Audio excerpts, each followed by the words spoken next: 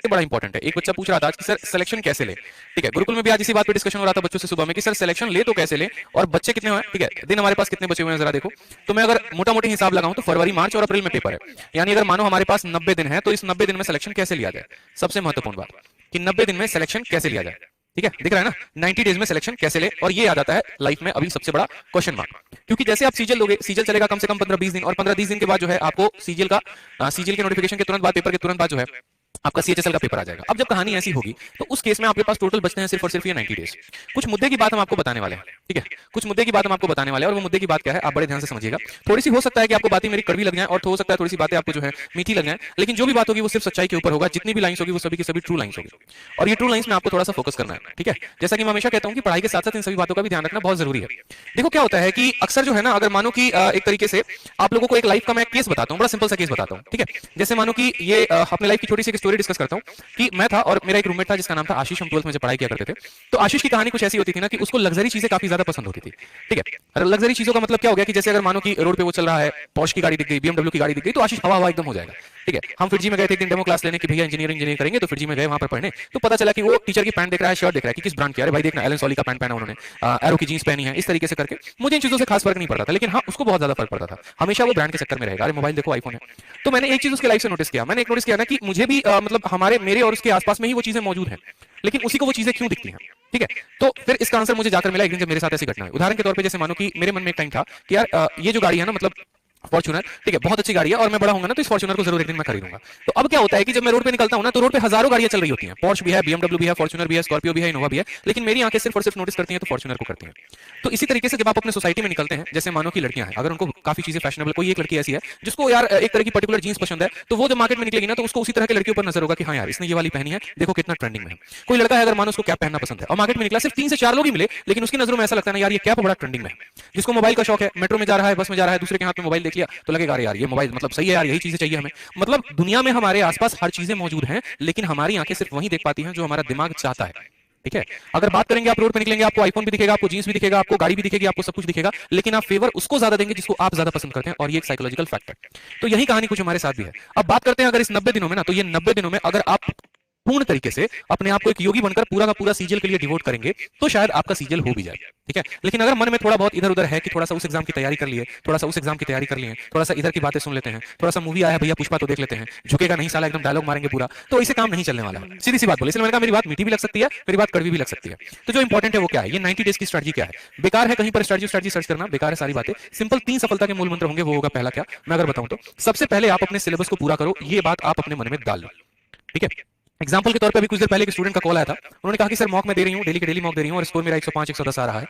पिछली बार की जब सीजीएल आया था ना तो वो बहुत ज्यादा डेडिकेटेड थी, बहुत ज्यादा डेडिकेटेड, और इतना डेडिकेशन मैंने किसी में नहीं देखा था जितना मैंने उस लड़की में देखा। कोई ऐसी क्लास नहीं थी जो मिस नहीं करती थी, चाहे वो यूट्यूब हो चाहे वो एप्लीकेशन हो, ठीक है। तो उसको लेवल जो मैंने देखा ना उस लड़की का, तो मैंने कहा कि देखो अमीशा, जो भी उनका नाम था, कि देखो आपका जो पेपर है वो हो जाएगा, कोई दिक्कत की बात नहीं है, कोई प्रॉब्लम की बात नहीं है, लेकिन मैं गारंटी कह रहा हूं कि आप ज्यादा से ज्यादा अभी कट ऑफ क्लियर कर पाओगे, और कट ऑफ क्लियर कर लिया तो हो सकता है कि आप आगे जाके मेंस में ड्रॉप आउट कर दिए जाओगे। एक पल के लिए उसको लगा कि यार सर कैसे इंसान है ये बताओ पहले, है लोग दुआ देते हैं कि बच्चों हम तुम्हारा सिलेक्शन होगा तथास्तु, ये वो कह रहे हैं तुम प्री निकाल के मेंस में फेल हो जाओगे, ठीक है। तो मेरे कहने का पर्पस वो नहीं था कि आपका प्री हो जाएगा आपका मेंस नहीं होगा। असल में क्या होता है ना कि जो जिस रास्ते से गुजरा होता है उसको वहां की खाई और उसको वहां की ऊंचाई सब कुछ पता होती है। हम लोग ऐसे यहाँ पर नहीं आए, मैं यहाँ पर ऐसे नहीं आया हूँ कि हाँ बस आया गया और भैया ठीक है आ गए यहाँ पे और ज्ञान दे रहे हैं फालतू का। हर वो पेपर क्वालिफाई किया है, हमें पता है, ठीक है, कि फेल भी आदमी कब होता है, पास भी कब होता है, रैंक भी लेकर कब आता है, सब चीजें सब कुछ पता है मुझे।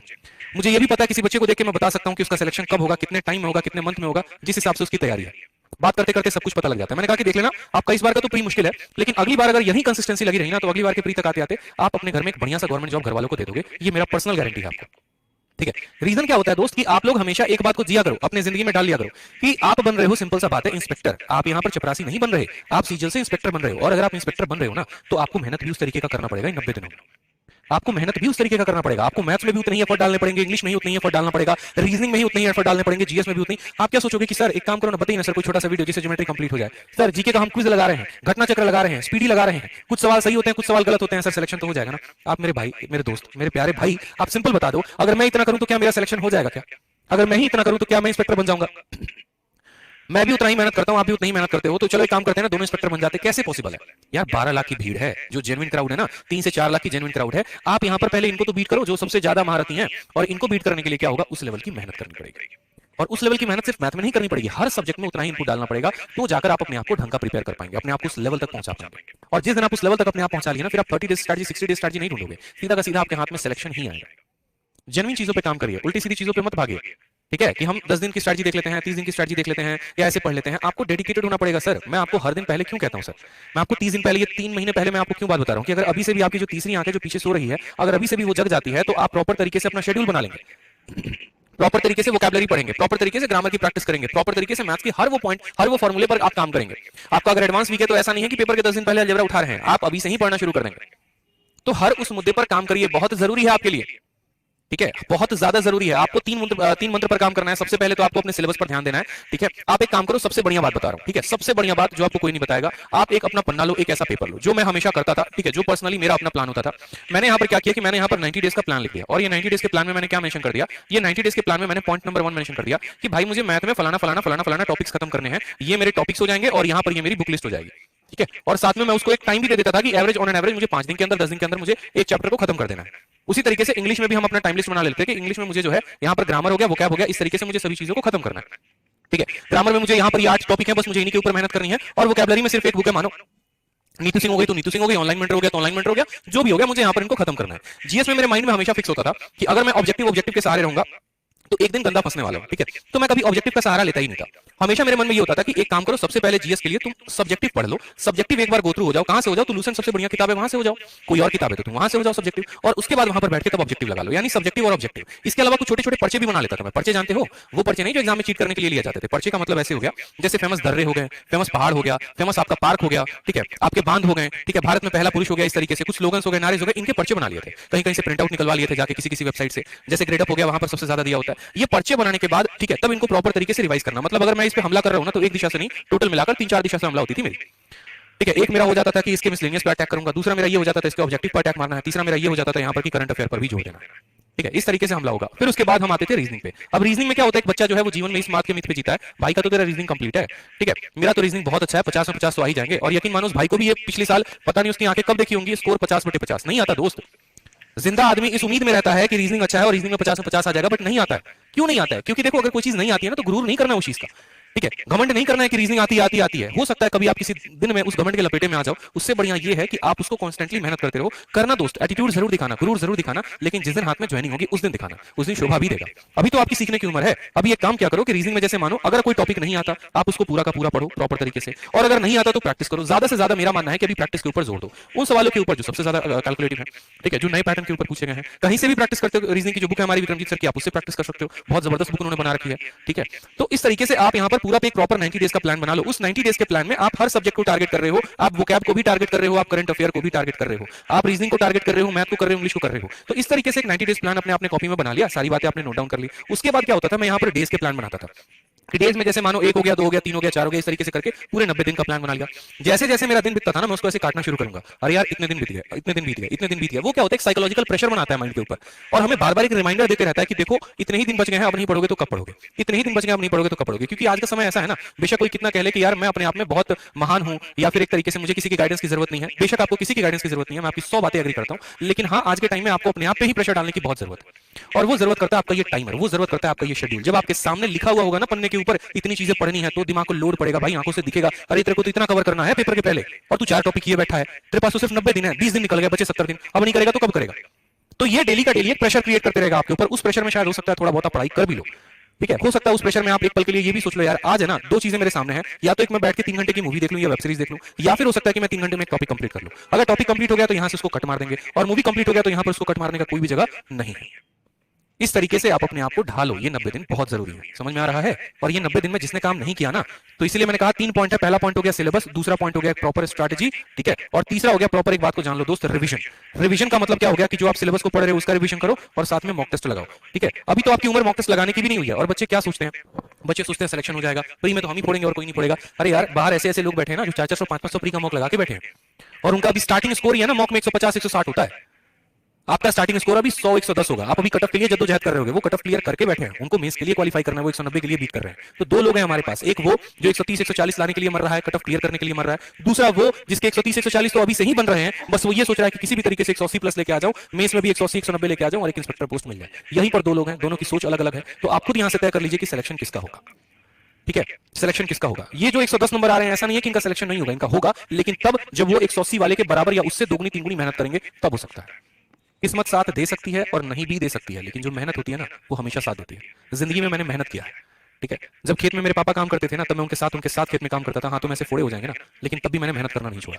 मैं हमेशा बताता हूं, आज ये वक्त है और आज से 1 साल पहले जस्ट मेरा वक्त था। आज से 1 साल पहले मैं कहीं नहीं था, बस अपने खेतों में था, काम कर रहा होता था। पिछले साल के अक्टूबर नवंबर के महीनों में ऐसे कुल्हाड़ी लेके मिट्टी निकाल रहा हूं मैं अपने पापा के साथ, और 1 महीने 1.5 महीने के बाद मेंस था। जो मेहनत की थी ना भाई, उसका कोई सब्स्टिट्यूट नहीं है। 2 घंटे 1 घंटे की मॉक में आप प्री में थक जाते हो, दिन में 2-2 घंटे की एक मॉक में मेंस की लगाता था। एक दिन में कम से कम 3 से 4 मॉक, 3 से 4 मॉक का मेंस का लगाएंगे।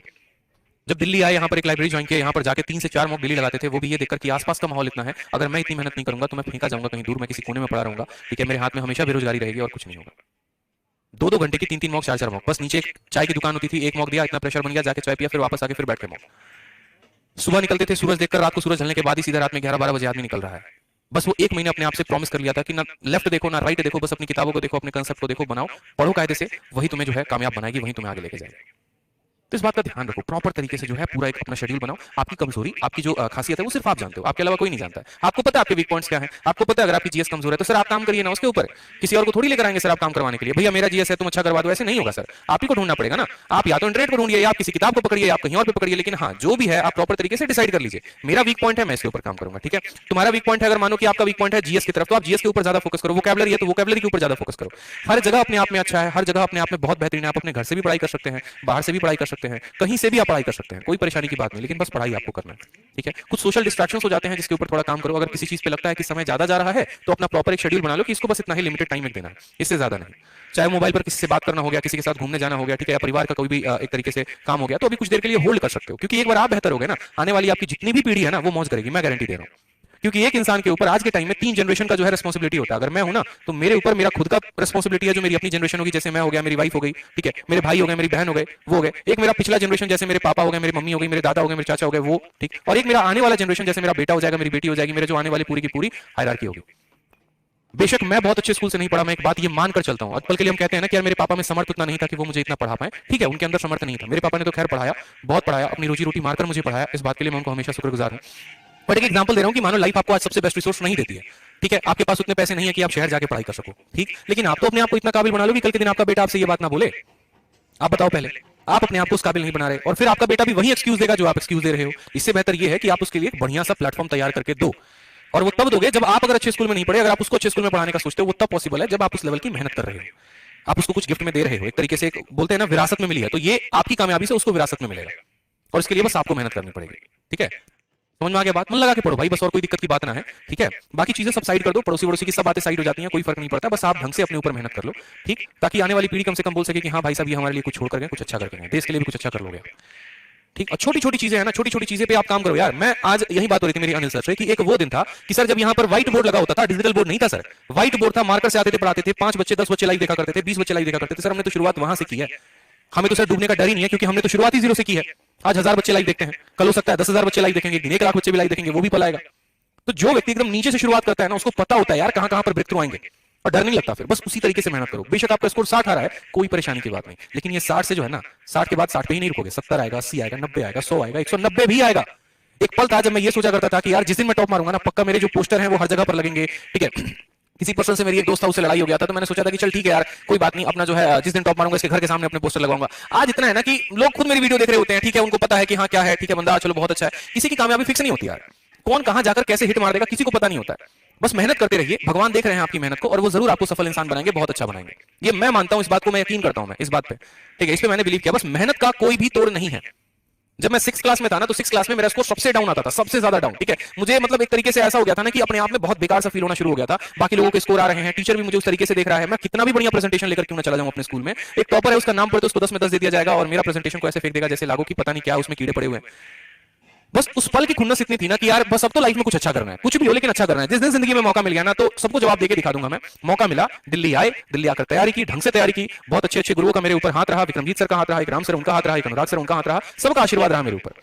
उस तरीके से जिंदगी में मेहनत करता चला गया, सभी का प्यार मिलता गया, सपोर्ट मिलता गया, और आज आपके सामने है कि जो लोग जो मेरे से काफी ऊपर थे, ज्यादा से ज्यादा उन लोगों ने इंजीनियरिंग की, ज्यादा से ज्यादा उनको आईआईटी मिली, बीआईटी मिली, एनआईटी मिली, पैकेज उनकी है महीने की 60,000 70,000, और उतना कभी कभी ऐसा होता है कि एक दिन एक हफ्ते में आ जाते हैं अपने पास, तो उसकी दिक्कत नहीं है।